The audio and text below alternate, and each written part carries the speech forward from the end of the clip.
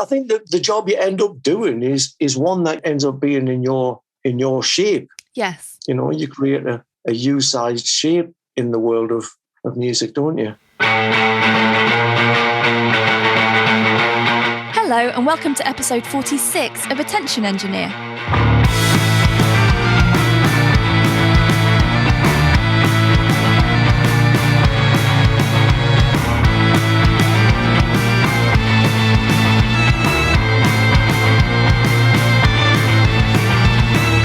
I'm Laura and this is my podcast. Hi! Attention Engineer is a show where I share deep conversations with fellow artists about creativity, grit and determination. My aim is to consistently remind you, and remind myself, that creativity really is for everyone. Let's kick that inner critic where it hurts. Ginger Wildheart has been busy releasing music since the late 1980s. As the leader of British rock band the Wildhearts, as a solo artist, and as a key member of numerous side projects and collaborations. Always keen to find creative new ways to embrace his special relationship with supporters of his music, over the years he's experimented with release methods outside the record label model, including crowdfunding triple album 555% and running fan subscription club the Ginger Associated Secret Society, or GAS. The Wildhearts' 10th studio album, 21st Century Love Songs, is out on the 3rd of September 2021. Find the link to order your copy in the show notes.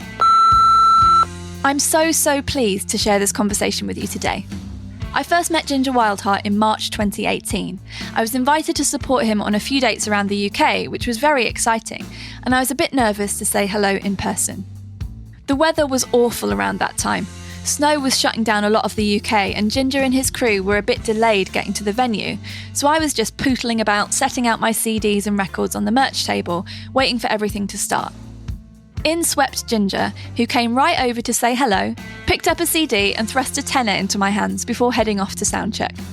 Later on, I was sitting by myself in a room full of chairs and broken things, aka the support band dressing room, listening to a podcast about computer game music, when Ginger knocked on the door. "Do you like being alone?" he asked me. I'm just used to it," I replied. He said, "Well, if you want some company, you're welcome in our dressing room." And so began a delightful run of support shows where I was treated like a valued member of the team, not just by Ginger, but by everyone in his band and crew. Playing music isn't always like that, and I'd say often isn't like that, or hasn't been for me, so I'll always appreciate that warm welcome. So that the first bit of our conversation makes sense, I need to explain something.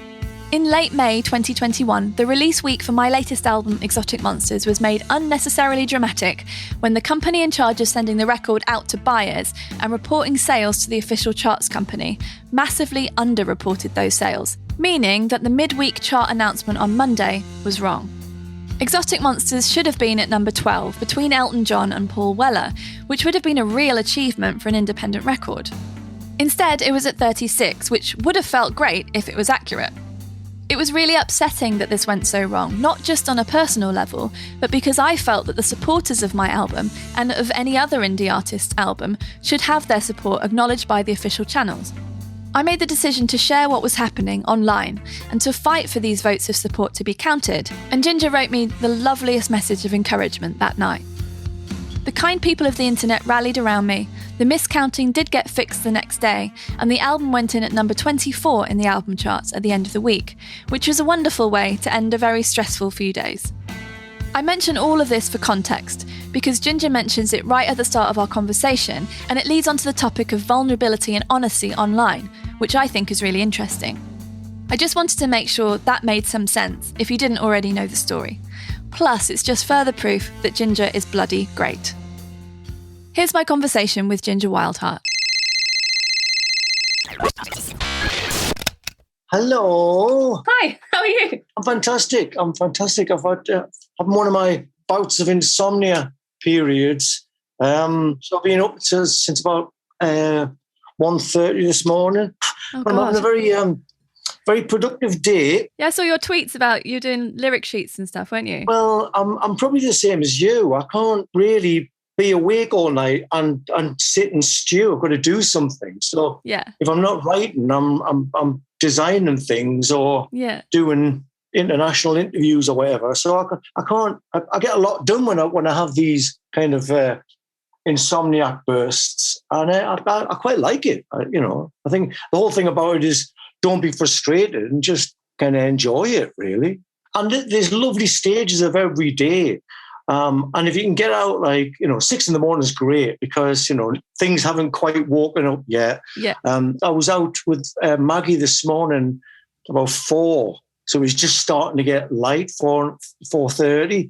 And the fields that we go to were just inundated with animals. And because it was brand new, they were all interested in us. And we had this horse that wouldn't leave us alone, and there's deers running around. So I, definitely didn't think that I lost anything in the bargain. No, exactly. It's so good to see you. It's been ages. I know, and you. Did you manage to sort out all of that nonsense that was plaguing you? Yes, thank you. Yeah. Do you mean the chart stuff? Yeah. Yeah. Well, once the people whose only job was to send out stuff and count them up did that job, it was fine. Yeah, it was fine.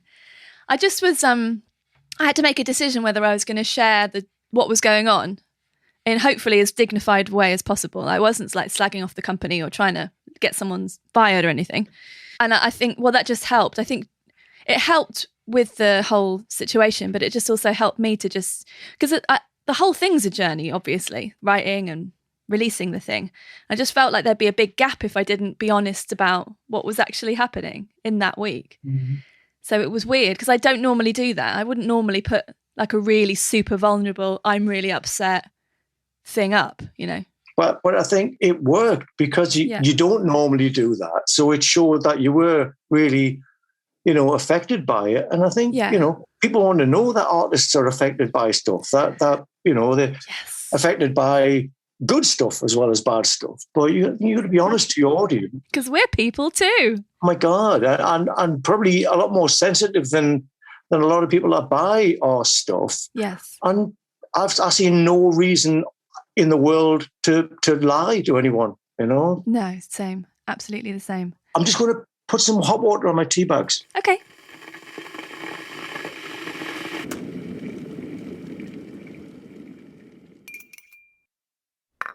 Now, look, we're well into our conversation, which is great, but could you introduce yourself for listeners? Because some people might have never come across you. And I'd love to know how you describe yourself. My name is Ginger. I have a dog called Maggie who's over there. Can't see her.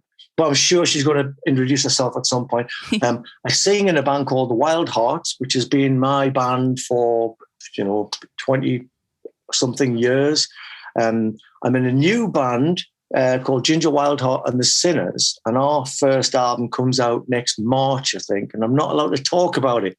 Sworn to secrecy because it's with a label. Well, the Wildhearts have an album coming out on September the 3rd called 21st Century Love Songs. So that's what I do in my day job. Otherwise, I create and I write music and I record it and I try my best to sing it. And I sell it. I've got a record label as well. So yes. I've got a label that just sells my stuff. So I'm one of them people that through adversity, I've run out of people that don't want to work with me or record companies that don't want to do as many albums as I want to make. And I'll do that myself and I'll do that myself.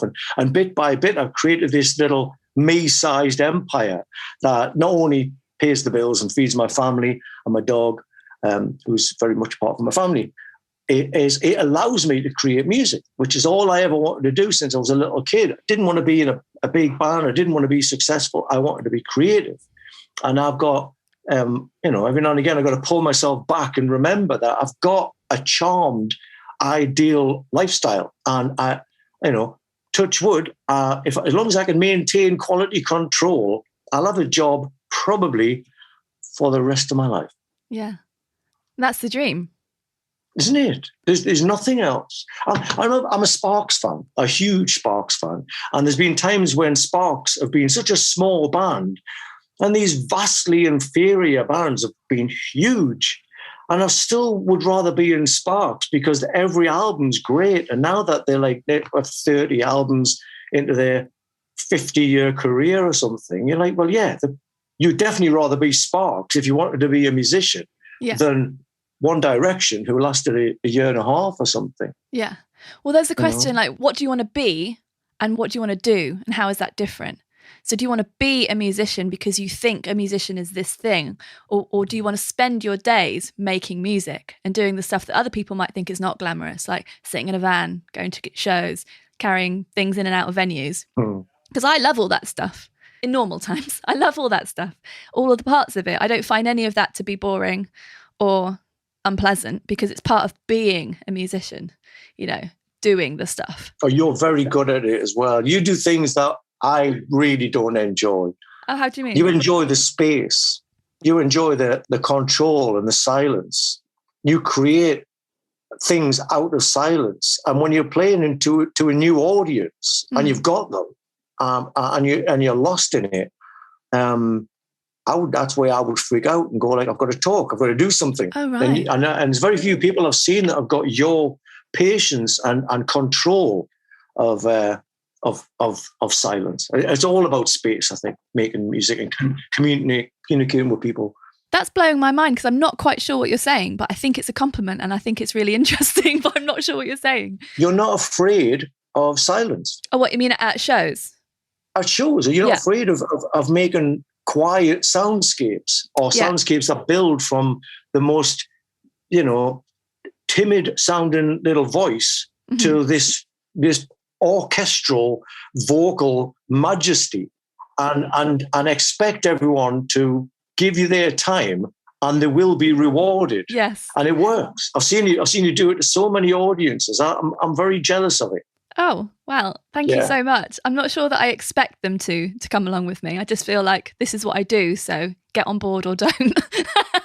And hopefully they do, Really? Yeah. So you don't feel, oh, I've got them now. I've got them.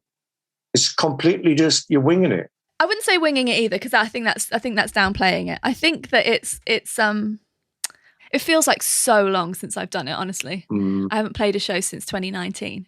The last few shows I did felt really hard. They felt really arduous because I think I was coming to the end of my last project. I knew I wanted to finish it up in a nice way, and I had these tour dates and stuff.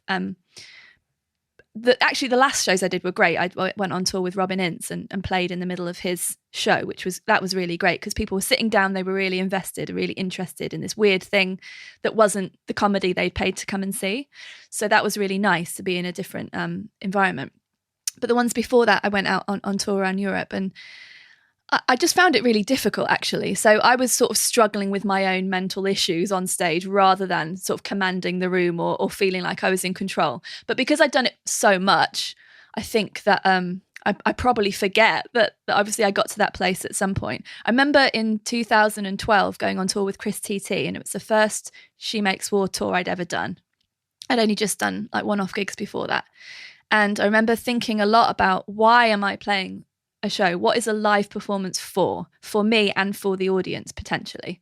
What am I trying to do in this room? Because I wasn't interested in just playing some songs in a row and then going and doing it again the next day. I just thought it had to be more than that. And whether the audience ever understood that I was trying to do more than that or not doesn't matter, because it had to come. I suppose I had to have a reason to do it. There had to be a reason. So I always carried through all those years of doing those shows the idea that I could form a kind of protective bubble around the audience. If they chose to step inside that bubble, then brilliant. And if they chose not to, they were welcome any time. I wasn't saying, then this isn't for you. It was for them if they wanted.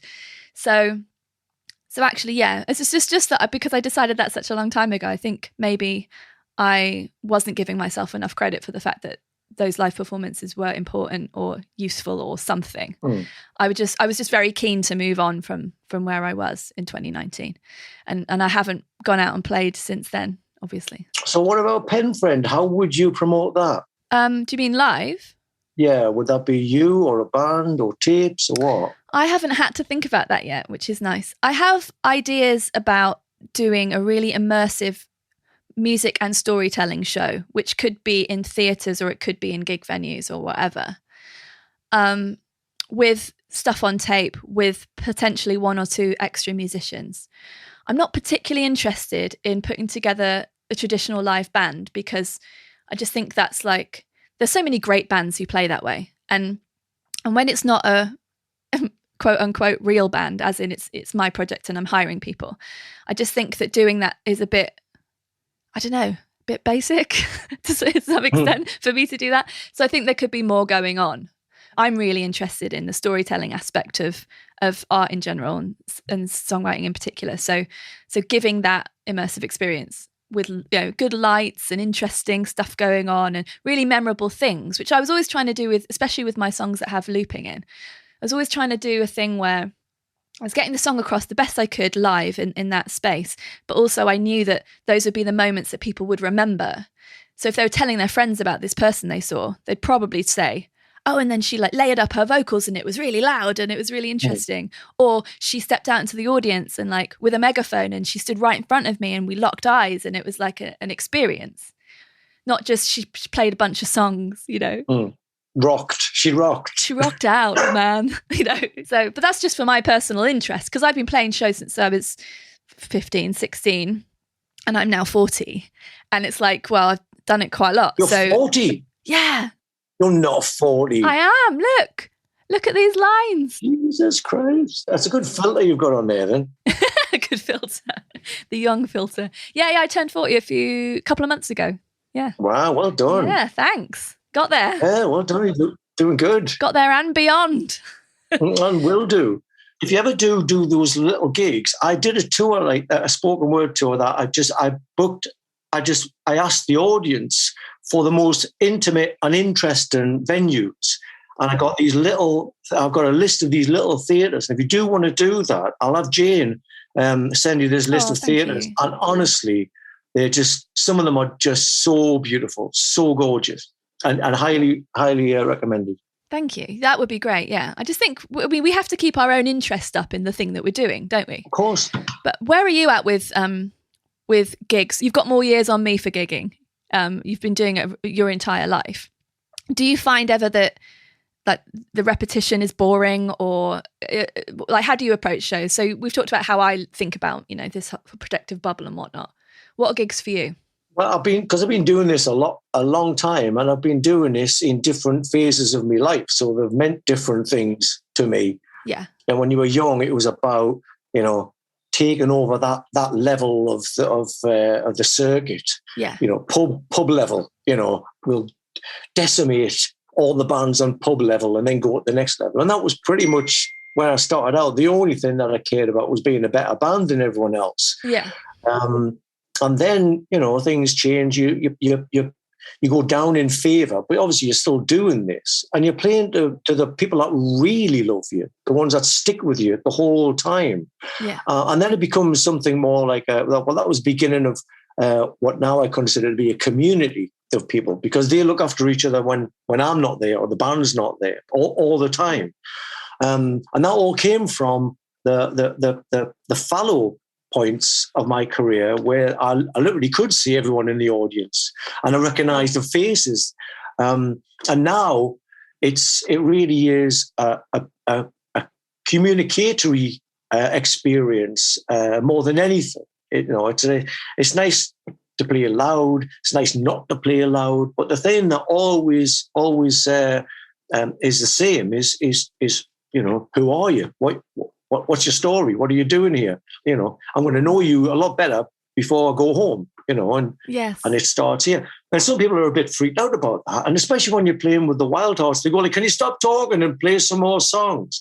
And they're like, okay, it's that kind of crowd. I'll talk about a lot more if you come to see me solo. Otherwise, here's some more loud riffs. Yeah. Every gigs you kind of tailor to whatever the circumstances are, but for the most part, it's the communication, the contact. Yeah. Especially now, we've done a few gigs since lockdown, and it's almost like that contact is more important or more sacred than it ever has been. Yeah. Because people were in doubt of whether they would ever go to gigs anymore. Yeah. Yeah, people have been really needing that. Well, and most of the gigs have been outdoors. Obviously, it's a little bit less intimidating. We're doing a tour indoors in September, and that's going to be really emotional. And I don't know how people are going to be.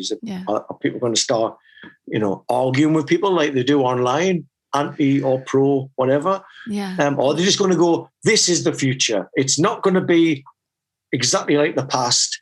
It's not safe. It's, you can't control what people want to do. They want to get vaccinated. They don't want to get vaccinated, want to wear a mask. They don't want to get a mask.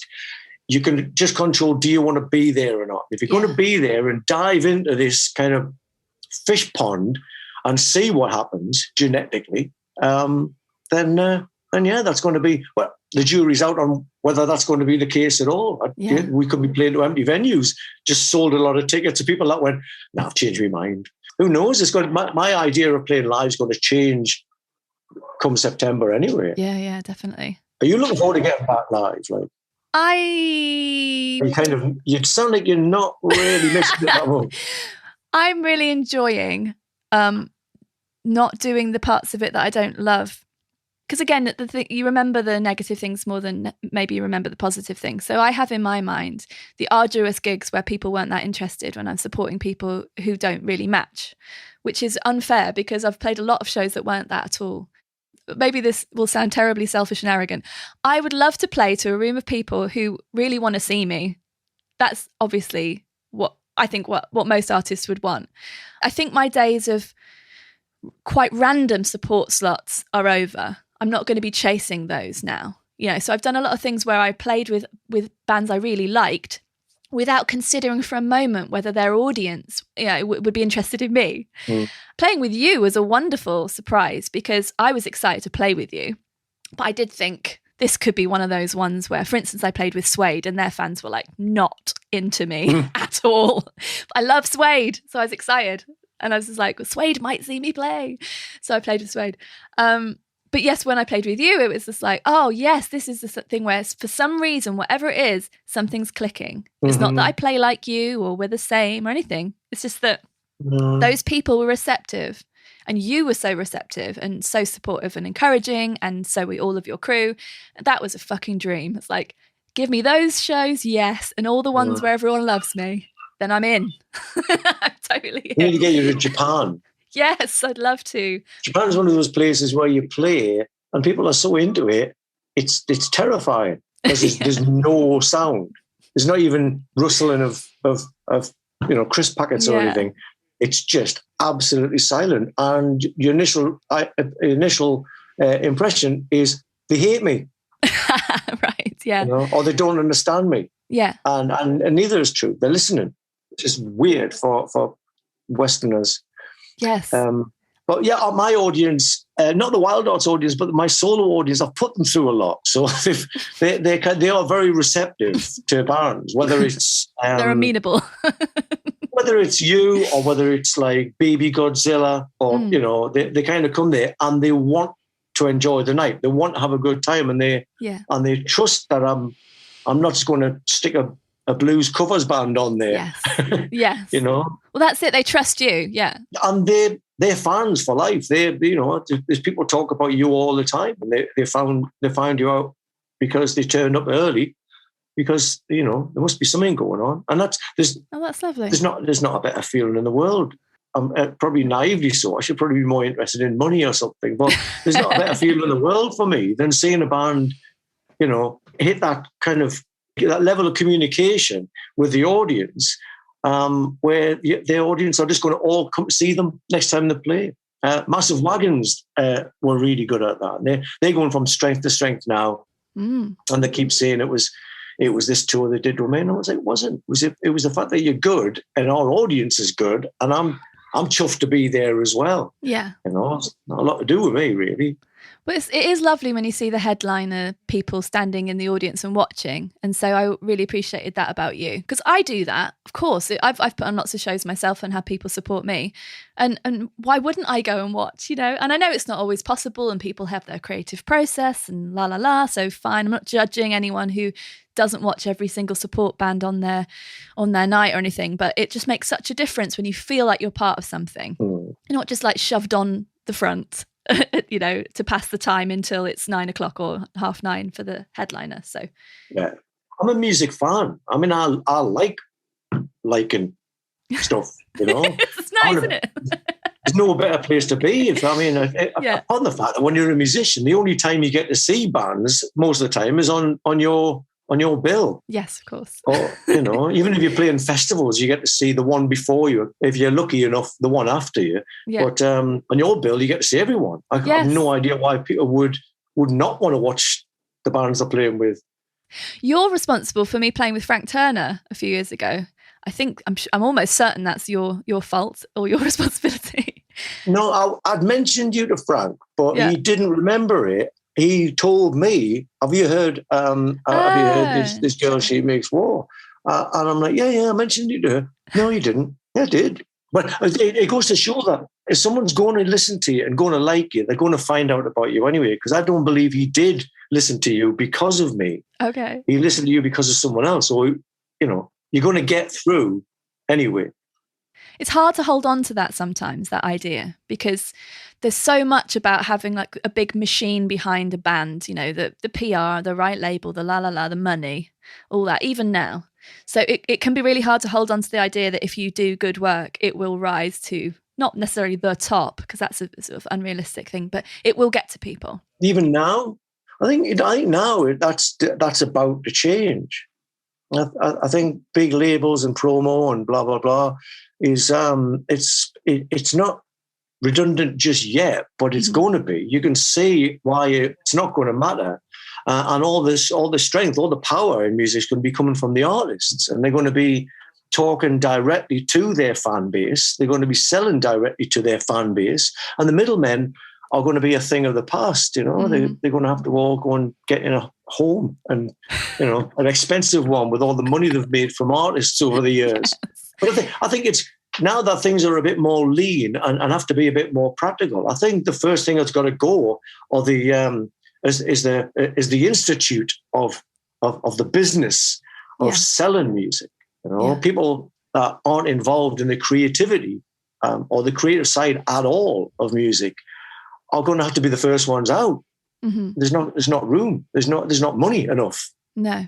So I think word of mouth is going to be the new putting adverts in magazines, which it kind of always has been, really. Like we're saying, people do talk about you being good, and if you treat your fans well, I think they enjoy being a fan and they talk about you. Yeah. Well, the idea that if you make stuff that's so good, people can't ignore it, that they will share it for you, then you don't have to spend so much time. And I think a lot of artists of, all different sort of levels of their careers, I just get the impression that a lot of artists think they need to do a lot of tweeting and a lot of like Instagram posting, but they're not writing enough music. Mm-hmm. Because it's not our job to tell everyone one by one to listen to our records. The idea is if you can make something, like I say, that's so good, people have to share it. They feel like they have to share it. Then they will do that work for you. But I think people can get really caught up in this because there's an element of control. Like it feels like if I can do 3 Instagram posts a week and this and this and this, then I have control over spreading the word of my music out there. Mm. I think that's a bit of a fallacy that I'm trying to kind of work through and explain to people if they want me to explain it to them. Whereas you seem to me like someone who just makes a fuckload of music all the time and it's always great. And I think that you are probably spending your time in a much better way than many other people. And because you make stuff that's so consistently good, people share it for you, And of course, you're not doing it completely on your own. You have your label and your, Jane helps and all of that. So God, yeah, great team. You're not like an idiot like me sitting here doing my own website and stuff. Hopefully you're focusing on songwriting. Oh, but that what you're doing is is exactly what you should be doing. I mean, I'm old school, okay. I'm from an analog kind of time, where it, you did things with people. Music was the sound of a bunch of people set up in a studio, and it's hard to get rid of a lot of that. Not that I'd want to, because there's a lot of value in that. Yeah, but that doesn't mean to say I'm a Luddite. I love where music's going. I love what people are doing. I'm obsessed now with a new artist, an artist that's been around called Beth Jeans Horton, who now does a thing called Do Blonde. Oh, yeah. And if I get into anything, I'm going to tell everyone. That's what I'm mainly going to use Twitter and Instagram for, is to inform people of other stuff that's getting me excited. Yeah. And Twitter, if it's not pictures of Maggie, it's pictures of vinyl that I've just got, but it's a community of people who like to share things, and to know that people are going to buy directly from Do Blonde, and then they get back a box full of stuff that's hand wrapped and it's got glitter and bits of coloured paper and stickers and all this stuff, and they're thanking me. I'm like, messenger, you know what I mean? Just like thank her and tell people. Yes, exactly. Give your money to people who deserve it,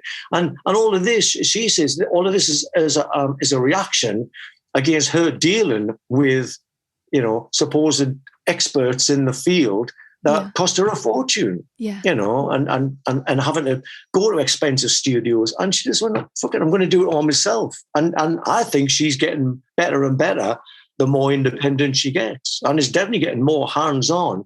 And I don't think there's going to be any language or currency that's going to be more important than care and attention. If there's people that like you, be good to them. Treat them like they really are wanting you to do that. I mean, they're a good boss. They want you to do well. Yes. So be nice to them. And if you're not going to be nice to them, then, I hope they leave quick and go to someone who does appreciate them. Yeah. I think that's going to be a language of the future. It's going to be like, how good are you to the people that support you? And if you're going to be hiding behind management and all the rest of it, you're not going to take a personal part in it, then you can't really, when your career starts spinning out of control, you can't really be that surprised. You haven't been in control of it.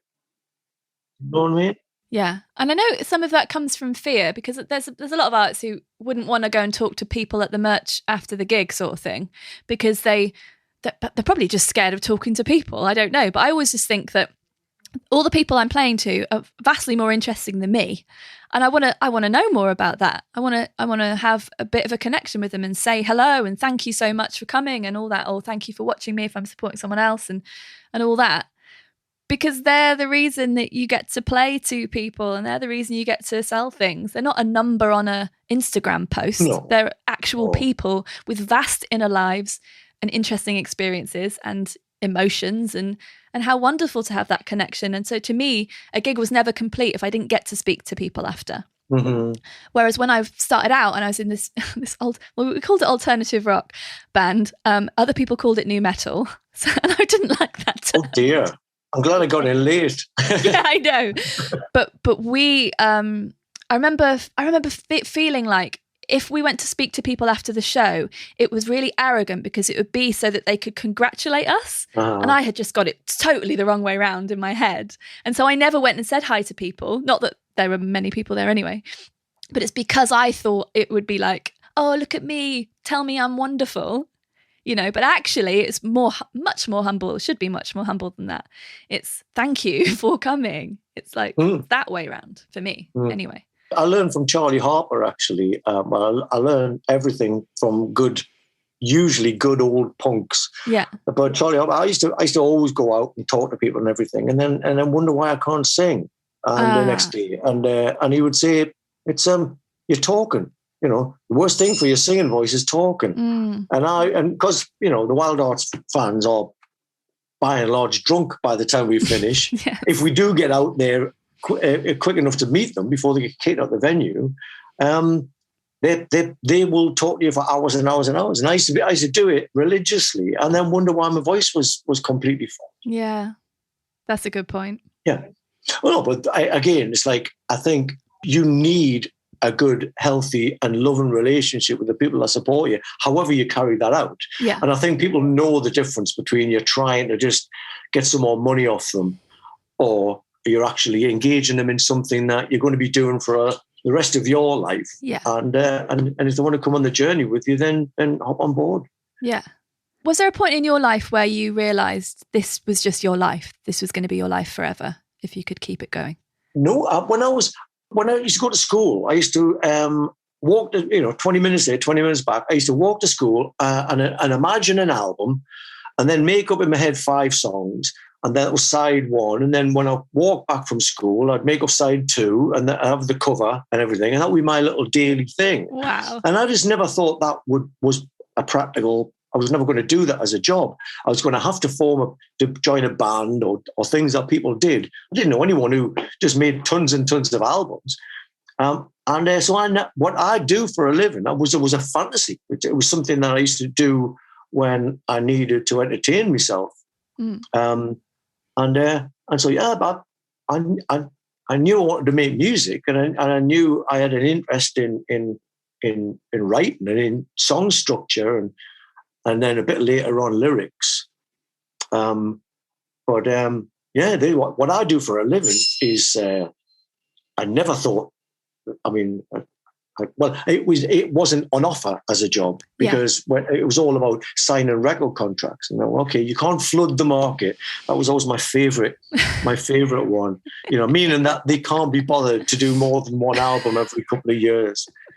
Can't flood the market. I'm like, but I buy more than one album a year. Why can't my fans buy 2 of my albums or 3 of my albums? Yeah. And hey, presto, they do. Yes. And I succeeded in getting rid of all of these experts that were telling me not to do that. But yeah, I think the job you end up doing is one that ends up being in your shape. Yes. You create a U-sized shape in the world of music, don't you? Yeah, definitely. I feel like I've definitely been doing that over the last 2 years now. And before that, I was doing a lot of freelance work, and I don't know what took me quite so long, because I think I was doing my fans/community, fans, such a horrible word, but my music supporters, let's say, I was doing them a bit of a disservice because I never quite trusted that when I put another record out, anyone would buy it. Mm-hmm. It's be like, oh, no one will buy the next one, so I can't give up my jobs yet, Mm-hmm. So I just held on, and I was just like, do you know what, fuck it, like, these people do keep buying stuff. Mm-hmm. I'm not making them. Mm-hmm. No one's making them do anything they don't want to do. Yep. And they're saying to me, do this full time. So then I have been now for, is it even 2.5 years now, something like that. And I still have, of course, because I'm me, major imposter syndrome, like, well, who am I to spend my days being creative? And I seem to have enough money to live on at the moment, touch wood, cross fingers, la, la, la.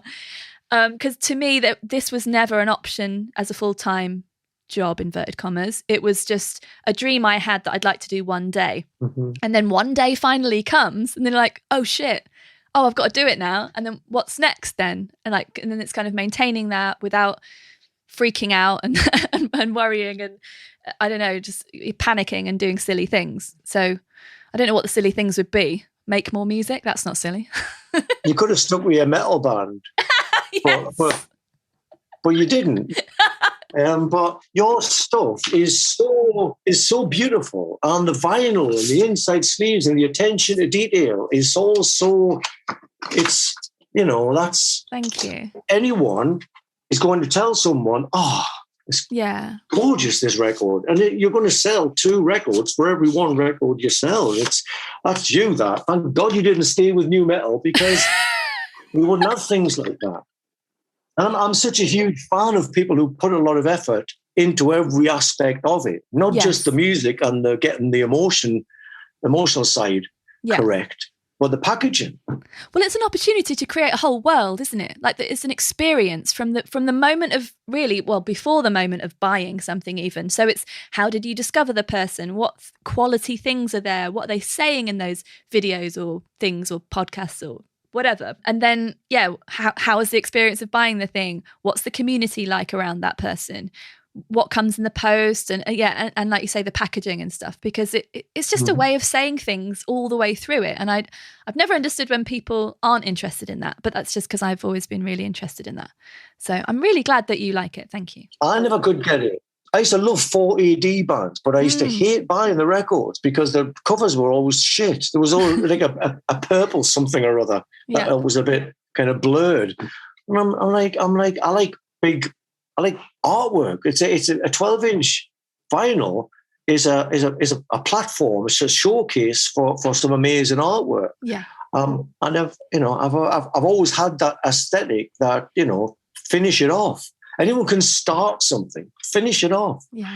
And being a fan myself. And it's funny that you said you hate the word fans, because I can't use the word fans in conjunction with people who support me. Yeah. But I am a fan. Yes. Very much a fan. I'm a fan of yours. Oh, I'm a fan of yours. I guess it's one of them things where you can be a fan, but calling someone a fan is a little bit demeaning. Yes. Oh yeah. Yeah. I think you're right. I'm a fan of a lot of different artists for lots of different reasons. But yeah, I would never go, nice to meet you, you're my fan. Yeah. So gross. Oh, it is. It's a funny one. I still don't know why I hate the word so much when I like the word so much. Yeah. They're one of them paradoxes that doesn't make a lot of sense. I guess you're human. I asked one of my not fans, but people who is in part of my community, it's in my correspondence club, a man called Michael Record, who is a lovely, lovely chap. I asked him if he had a question for you. When writing vulnerable personal lyrics, are you ever hesitant to give so much of yourself away? Do you write thinking about the effect your choice of words might have on the listener? And have you ever pulled back on wording that you would otherwise have used because of that? That's about 4 questions. It wrapped him up in one really good one. I used to be really nervous about writing stuff that was direct. So I used to mask everything up in COD philosophy and stuff. Until I did my first solo album, and it came at a time where I was just so emotionally crushed by a bunch of stuff that had happened. I couldn't make things up, and I just had to be open. And it was it was somewhere that without the personal trauma going on, I'm not sure I would have arrived at it. I think I still would have been masking things up in funny or whatever. But as soon as I started singing about real stuff, people started getting in touch. I've always had a good relationship with the fans, even when I was writing about just being angry about stuff. Fans! I just said it! Fans! I know. Yes. Rehabilitation starts here. People started talking about songs directly affecting them. And it was a weird one. It was like, that wasn't really the part of the deal I was expecting it to be. I thought it was going to be a bit cringy, and I was just going to have to go, maybe I'll go back to just masking everything.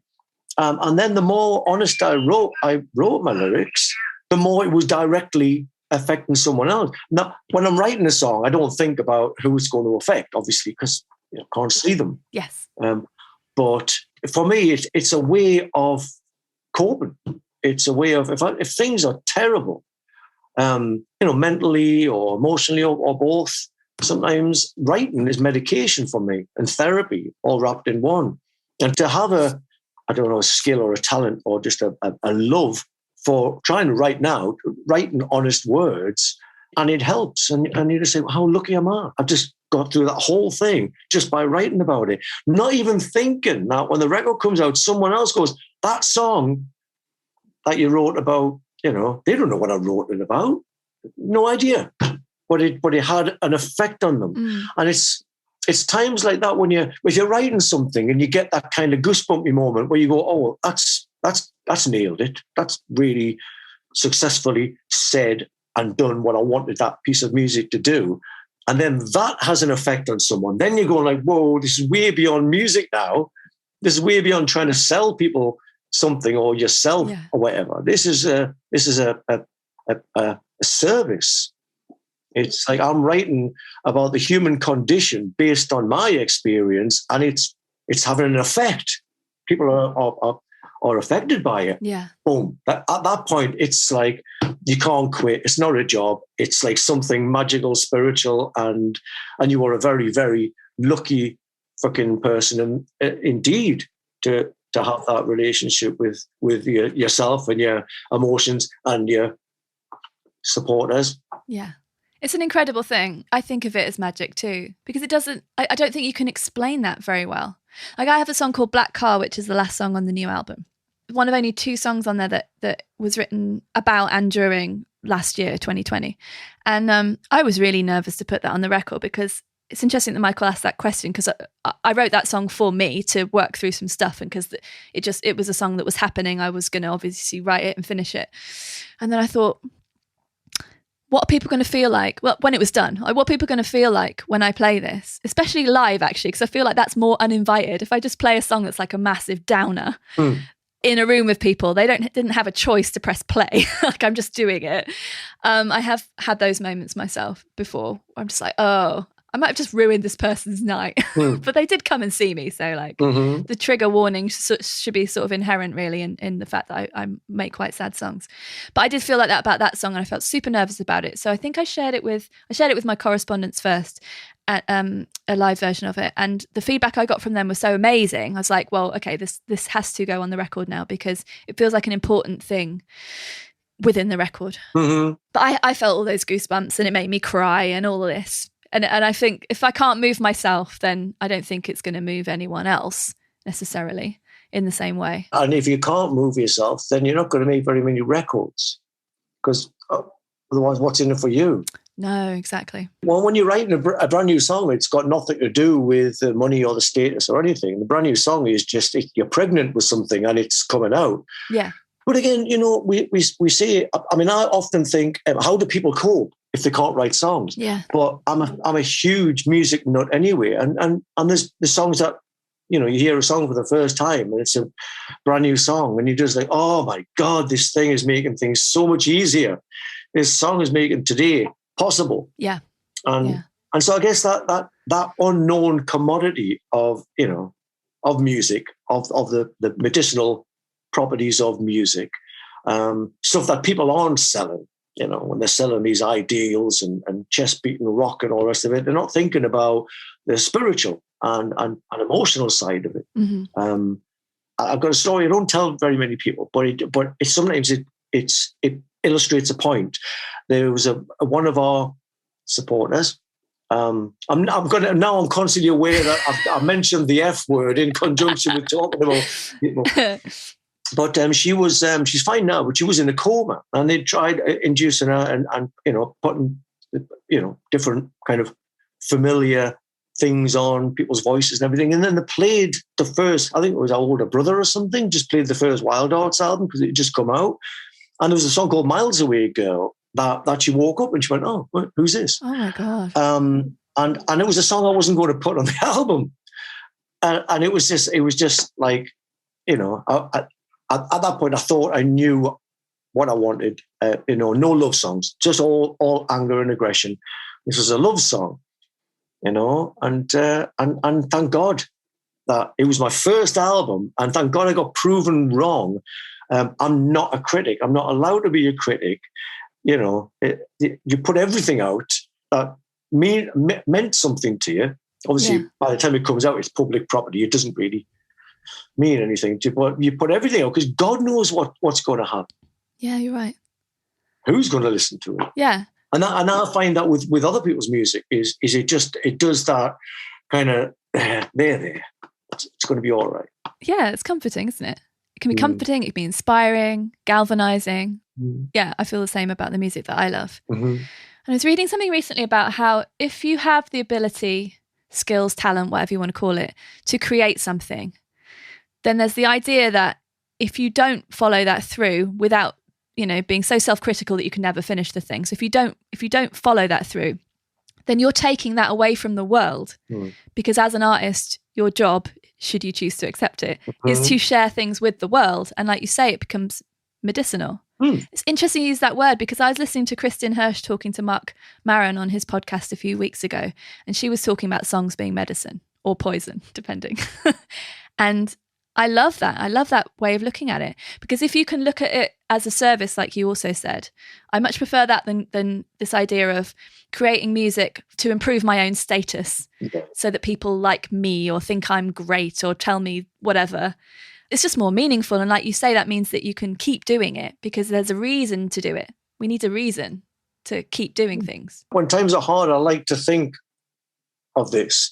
The original musicians, minstrels, were doing the job of newspapers. And I know monks always get the credit for spreading the word. Yeah.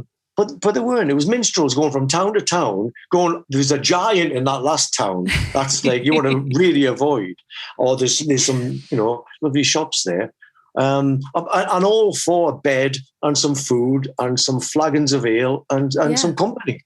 And the whole thing was that it started out as a service and remained a service long before people were able to commercialize and monetize it.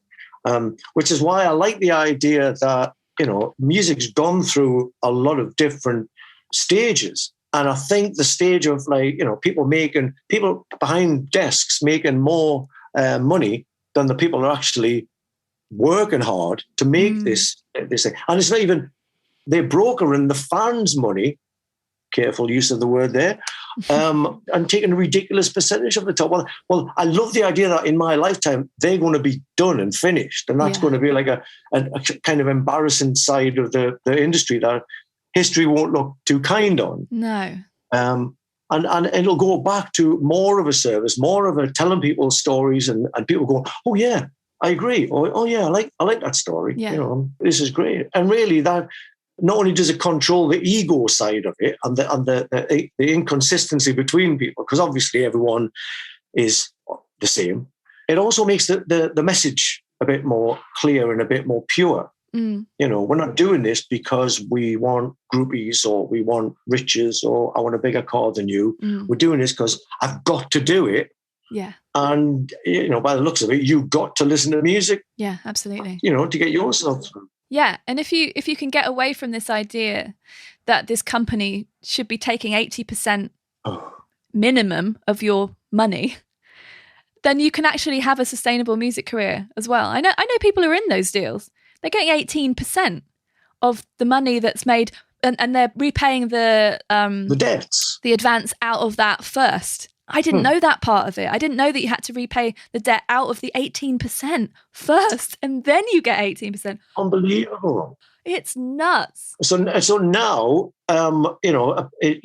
people are taking the money that whether it's pre-ordering something or whether it's direct-to-fan funding or whatever, you're taking the money, and the money that doesn't cover the costs of the record that you're holding and enjoying goes into the making of the next record, which you hope that they're going to do because you like the last one. And the whole thing is just a lot more sustainable than them forever, maybe never even paying the debts back from the last album. So the career's scuppered. And if you like the band, tough shit. The record industry just killed them. It's terrible. It's just it just doesn't make any sense, does it? It's just not cool. No. And I remember it's only 10, 11 years ago since I put my first album out, the way that I felt really looked down upon for releasing it myself, for then doing crowdfunding and for then setting up my own Patreon thing.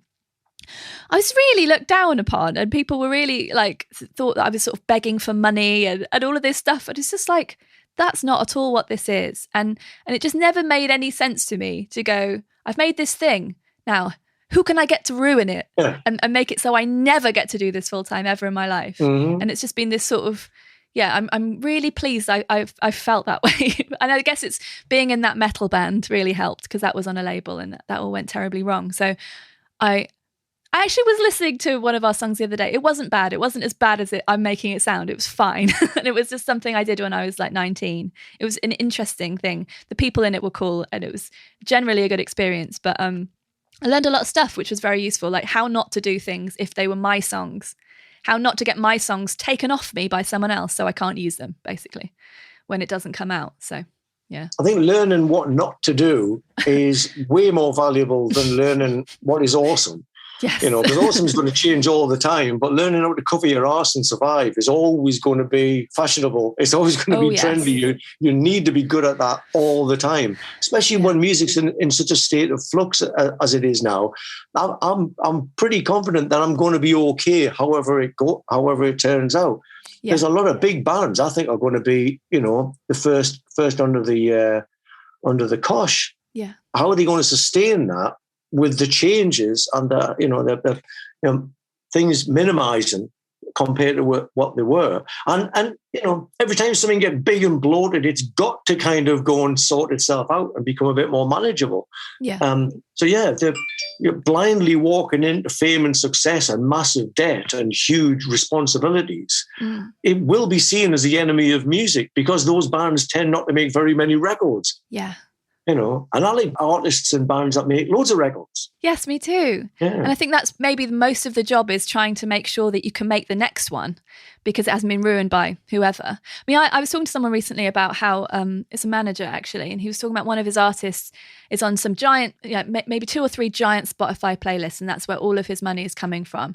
And he said, but the problem is, of course, if one of those playlists just takes the song off, that artist is screwed because he doesn't have anything else happening. Mm-hmm. And so while that stuff can work really well for some people, it's never worked well for me, but it can work really well.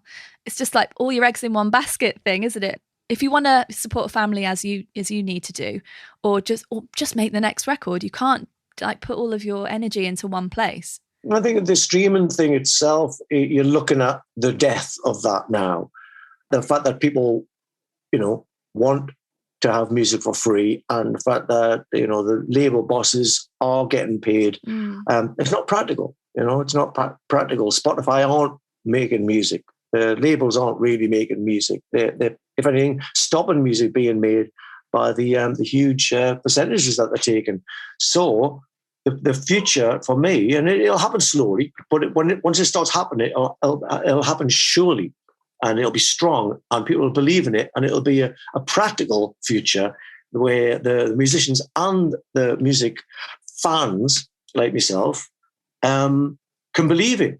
It's something worth investing in, and every penny that you're investing is going into the making of the next record, like you say. The streaming sites, we won't be losing them tomorrow, or the day after that. But it's not sustainable, and it is going to die just the same as the CDs died. Things like that do come and go, but the need to make music, the need to listen to music, and the need for the communication to be there between both parties, that is the story of music, and that's always going to be there. So the streaming sites aren't making a lot of sense, but not going to last that long, I don't think. No. Last episode, I was talking to Mary Spender, who's a really, really interesting artist who's made this huge audience on YouTube and writes songs and stuff as well. But she gave up on the whole sort of singer-songwriter, playing for no money, no one there sort of thing, to I can do something different. And she's created this wonderful creative life for herself that's really sustainable. And we were talking about that stuff as well. And it's just really interesting. All the same things come up between us all, obviously, which is why I wanted to do this thing, because we've never had a really super deep chat like this before. Because there's never time, is there? There's always a stupid amp in the way. No, it is, because then you're sound checking and then you're having to go out and watch the bloody pesky support bands. I know, rubbish. I wanted to ask you, what has it been like growing up alongside your audience? Do you feel you've had enough room to grow and change over the years? Well, I think growing and changing is definitely been possible, if not inevitable. And they've allowed me to do it. And I've done it in public. The good thing about my crowd is that I've done all my mistakes in public as well, and they've forgiven me, or they've not forgiven me. I'm not expecting forgiveness for behaving like a complete not a tool. But they've accepted that that's part of a person's story, a person's growth, is you do make mistakes and then go, oh, God. And they've given me the benefit of the doubt that I am a good person. I do care about them. I do care about what I do. And that's the only areas that I wanted to grow, is as an artist, as a very much a fan of music. So I know what I'm doing has got a value. I think if you're not a fan of music, it's a bit like doing a Rubik's Cube in the dark, isn't it? You don't quite know if it's going well or not. I know it's going well down to the cardboard we use for the bloody vinyl. I want the whole thing. It doesn't matter what it is. No corners will be cut. They've allowed me to do that alongside me. And so now I've got, we do shows and people are bringing their kids to the shows now, and they met their wife at a show, and it's deeper and it's more involving and it's way more personal than just growing as a musician. It's I've been the soundtrack to their lives, and they've been the reason why I've been able to create a soundtrack. So, like I said, I call them the boss. Well, they are the boss because they want you to succeed. Yes. They're a great boss. They want you to do well. So, I've got a very, very special and very affectionate responsibility and relationship with my people, because we're in this together. We really are in this together. They've got the kids involved now, so it's not going anywhere. You know what I mean? Yeah, I know what the dogs look like. So it's great. It's so beautiful. It's great. Yeah. It is. It's great. And again, it's like when I was that little kid walking to school, I probably knew that's what I was going to do. It just wasn't on offer at the job centre. Yes. But everything that I've done in my life has got me to the position I am now, doing exactly what that little kid used to do to entertain himself. Yeah. So I love my job. It's me-sized and it's perfect for me.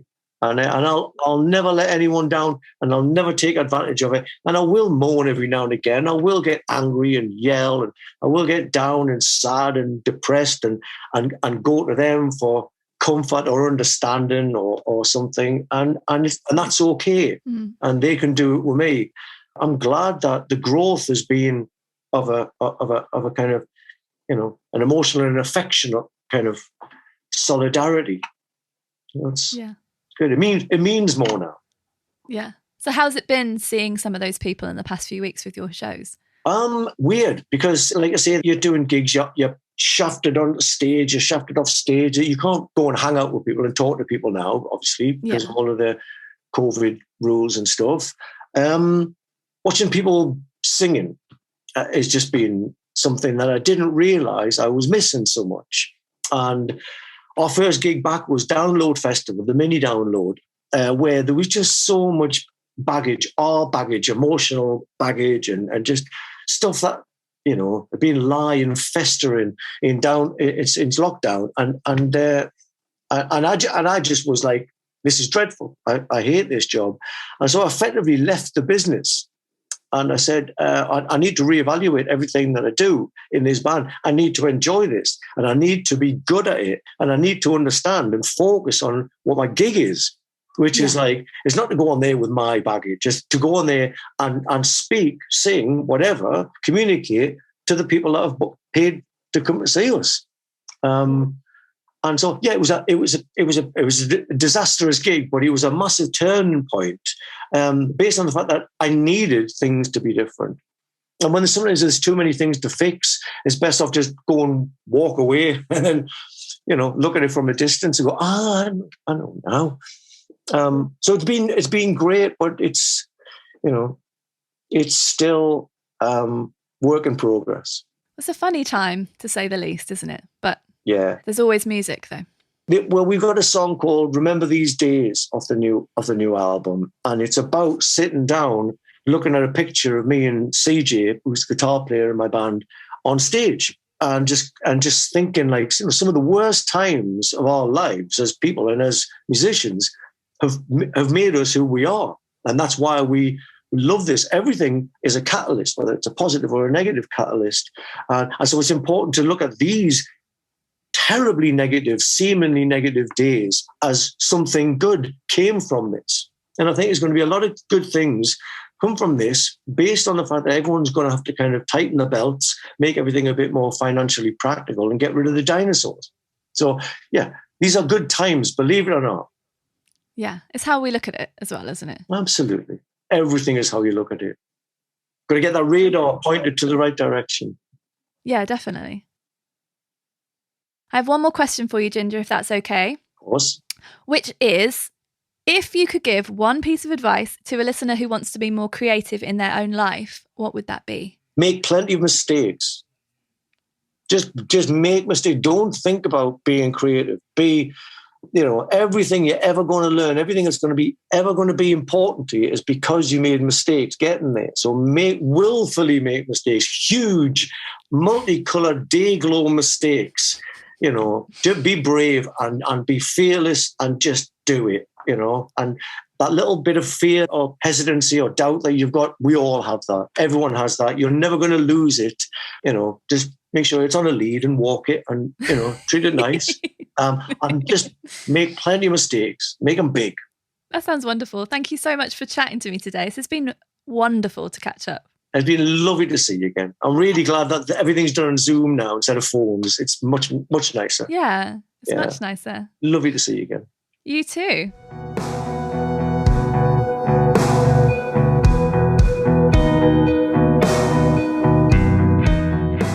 That was a lovely excuse to catch up. I always learn so much from talking to Ginger, and I do hope you'll go and check out 21st Century Love Songs now. The singles so far have been incredible, and I'm excited to hear the whole album soon. Visit the deluxe show notes page for this episode at penfriend.rocks/ginger, and you can find links to the Wildhearts and his solo work there. If you're new here, make sure you visit my website to pick up 2 free songs and receive thoughtful letters about art and music. And if you'd like to keep listening today, I think you might enjoy episode 4 with Frank Turner and episode 24 with Alicia Gaines of Ganza. This podcast is a rare ad-free zone, but sponsorship from listeners keeps the wheels turning. So if you'd like to be part of keeping this show on the road, visit penfriend.rocks/podcast and click sponsor. Thank you for considering it. Massive thanks and love to my Correspondence Club for powering the making of this show and all of my music, and I'll be back in 2 weeks' time to share my conversation with Mickey Bereni of Piroshka and Lush, so I hope to catch you again then. Till then, take care.